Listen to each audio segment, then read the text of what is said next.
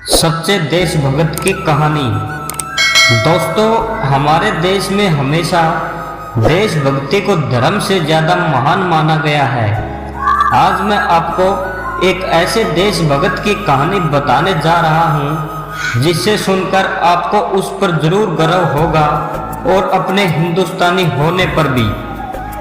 यह बात तब की है जब देश आज़ाद नहीं हुआ था। नेताजी सुभाष चंद्र बोस ने देश के लोगों से अपील की थी कि उनके घर से एक आदमी उनकी सेना में भर्ती हो और देश के लिए लड़ाई में अपना योगदान दे।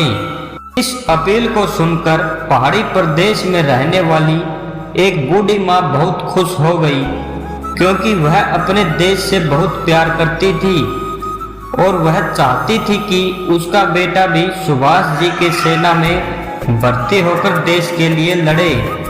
जब बूढ़ी माँ के बेटे को उनकी इच्छा पता चली तो वह भी खुशी खुशी सेना में जाने के लिए तैयार हो गया और अपने माता का आशीर्वाद लेकर सेना में भर्ती होने के लिए पहुंच गया।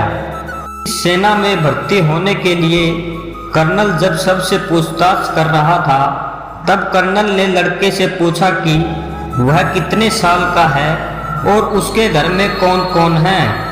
कर्नल के सवालों का जवाब देते हुए लड़के ने कहा कि वह 21 साल का है और उसके घर में वह इकलौता बेटा है और उसकी बूढ़ी माँ है। लड़के की बातें सुनकर कर्नल ने उसे सेना में भर्ती करने के लिए मना कर दिया, क्योंकि नेताजी सुभाष चंद्र बोस का आदेश था कि घर के इकलौते बेटे को सेना में भर्ती ना किया जाए, जिससे परिवार का सहारा कहीं छीन ना जाए।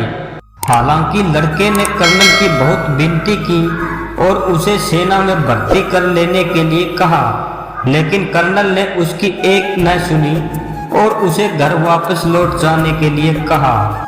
निराश होकर लड़का घर लौट गया और सारी घटना अपनी माँ को बताई। इस दुख को उसकी माँ सहन नहीं कर पाई और उसे आखिरी कुछ शब्द बोलकर वह अपना देह त्याग गई। माँ का अंतिम संस्कार करके लड़का फिर से सेना में भर्ती होने के लिए वहीं पर वापस लौट आया और वापस लौटकर उसने कहा कि अब उसके पास कोई परिवार नहीं है।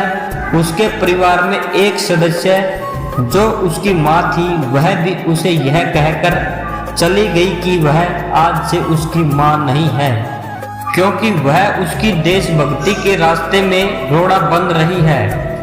इसीलिए उसे उसकी माँ कहलाने का हक नहीं है और उसकी असली माँ भारत माता है।